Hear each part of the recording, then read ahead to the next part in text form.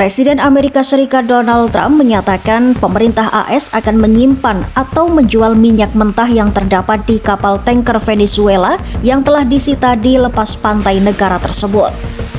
Tidak hanya minyaknya, Trump juga menegaskan bahwa kapal-kapal tanker itu akan ikut disimpan oleh Amerika Serikat. Pernyataan ini disampaikan Trump saat berbicara kepada wartawan di Florida pada Senin 22 Desember 2025 waktu setempat.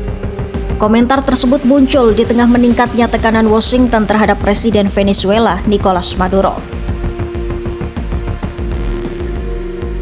Trump menyebut minyak sitaan itu bisa dimanfaatkan untuk berbagai kepentingan, mulai dari disimpan sebagai aset negara, dijual di pasar, hingga dimasukkan ke dalam cadangan minyak strategis Amerika Serikat. Menurut Trump, semua opsi masih terbuka. Pemerintahannya kini menunggu proses penyitaan rampung sebelum mengambil keputusan akhir. Komentar Trump ini muncul bersamaan dengan upaya AS yang terus menekan Presiden Venezuela Nicolas Maduro untuk mundur dari kekuasaan. Ketika ditanya apakah penyitaan minyak bertujuan memaksa Maduro lengser, Trump tidak menampiknya. Ia menyebut langkah tersebut bisa saja berdampak politik dan menyarankan Maduro untuk mempertimbangkan masa depannya sendiri.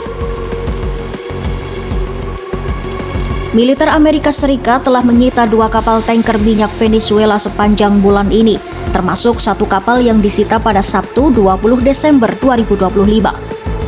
Saat ini penjaga pantai AS juga masih terus mengejar kapal tanker ketiga yang disebut sebagai bagian dari armada gelap Venezuela. Armada ini diduga digunakan Caracas untuk menghindari sanksi ekonomi Amerika Serikat. Trump menyebut proses pengejaran kapal ketiga berjalan lancar dan menyatakan optimistis kapal tersebut akan segera diamankan. Pemerintahan Trump menuduh Venezuela menggunakan pendapatan minyak untuk mendanai kejahatan terkait narkoba. AS juga meningkatkan operasi militernya di kawasan Pasifik dan Karibia. Secara terpisah, militer AS melaporkan telah melakukan serangan terhadap kapal yang diduga terlibat penyelundupan di perairan internasional Pasifik Timur. Komando Selatan AS menyebut 1 orang tewas dalam operasi tersebut. Hingga kini, pihak berwenang AS belum mempublikasikan bukti konkret bahwa kapal-kapal yang diserang benar-benar membawa narkoba. Hal ini memicu sorotan tajam dari Kongres AS terhadap operasi militer tersebut.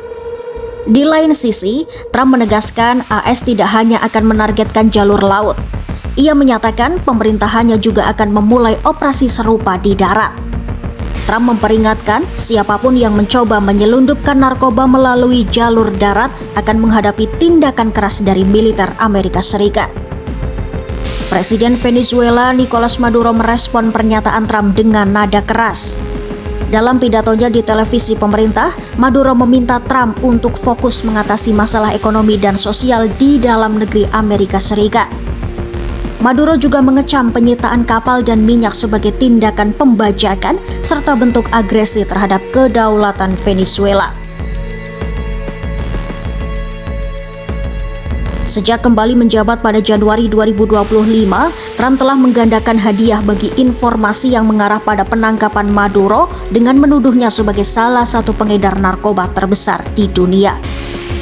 Pemerintahan Trump juga menetapkan rezim Maduro sebagai organisasi kelompok bersenjata asing serta memerintahkan blokade terhadap kapal tanker minyak yang masuk atau keluar dari Venezuela.